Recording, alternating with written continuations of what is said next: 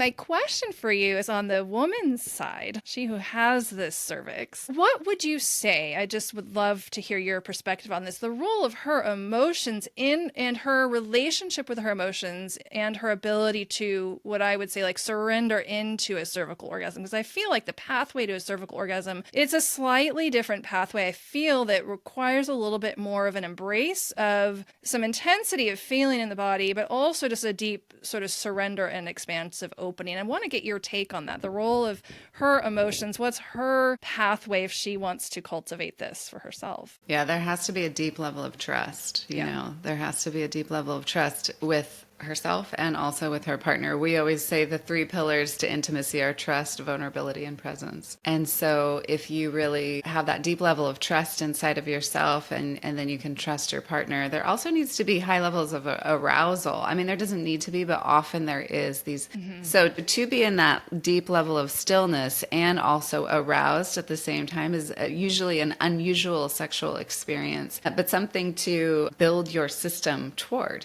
And so, I think when you are in that deep state of trust and that deep state of intimacy, and you're just right there with that moment where it's almost like the head of the penis, or if you're using a wand or vibrator, that can work too. The cervix almost like opens up around it. It really reminds me, it's the total chalice and the blade moment, where the chalice opens up and starts to swallow the tip of the blade, and or the aurora borealis, where the snake is eating its own tail. It's that perfect divine union of Heroscomos, where two energies are coming together. Yin and yang energies. I don't want to say masculine and feminine because it doesn't have to be male and female, right. But these two yin and yang energies are awakening each other. And that's why it's such a cosmic experience, because all of a sudden when yin and yang merge and become one like that, you're in non-duality. Like you're in the field of oneness. You're in the field of all possibility where anything could happen. It's just such it's this natural essence and this natural